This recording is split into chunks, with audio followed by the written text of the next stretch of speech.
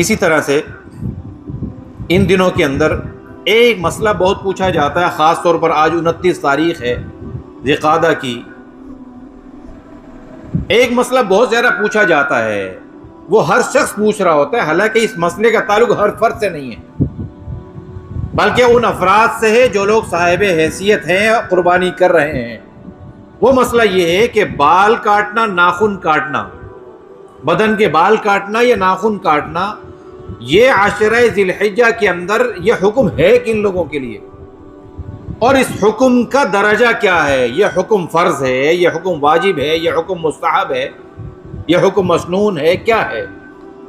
تو دیکھیں، سب سے پہلے تو یہ ذہن نشین کر لیں کہ یہ حکم صرف اور صرف اس شخص کے لیے جو صاحب حیثیت ہے، جو قربانی کر رہا ہے، یہ اس کے لیے۔ اور حکم بھی ایسا ہے کہ جو ایک مستحب عمل ہے، نہ کرنا خلاف اولا ہے، اور وہ یہ ہے کہ اگر ذی الحجہ کا چاند نظر آ جائے تو جس شخص پر قربانی واجب ہو، حدیث پاک کے اندر آتا ہے، مسلم شریف کی روایت ہے، اذا دخل العشر واراد بعضهم ان يضحي، کہ جب عشرہ ذی الحجہ داخل ہو جائے اور تم میں سے بعض لوگوں کا ارادہ ہو کہ وہ قربانی کریں، فلا یأخذن شعرا، وہ اپنے بالوں کو نہ کاٹے، ولا یقلمن ظفرا، اور وہ اپنے ناخن نہ کاٹے۔ تو اس سے ہمیں معلوم ہو گیا مسلم شریف کی روایت میں کہ یہ اس شخص کی طرف متوجہ ہوتا ہے جس پر قربانی واجب ہو۔ لیکن اس درمیان میں ایک اور بات بھی ذہن نشین کرنی چاہیے، بعض لوگوں کو ہم نے دیکھا ہے کہ وہ اس پر شد و مت کے ساتھ عمل کر رہے ہوتے ہیں، عجیب و غریب قسم کی حیت ہو گئی، یہ بال بڑھے ہوئے ہیں، ناخن یہاں تک، اس میں گندگی پھنسی ہوئی، کاٹ نہیں رہے۔ اب ایسے شخص کی طرف یہ حکم متوجہ نہیں ہوتا، اسے کاٹنا چاہیے،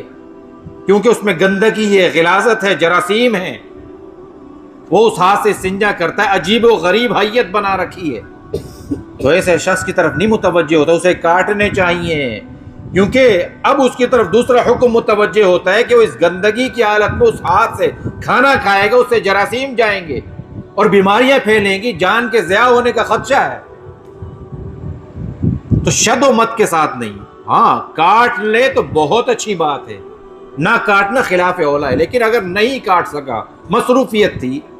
لیکن اور ناخن بڑھ گئے ہیں، ضرورت سے زائد ہو گئے ہیں، دیکھنے میں شکل و صورت بھی عجیب و غریب سی لگ رہی ہے،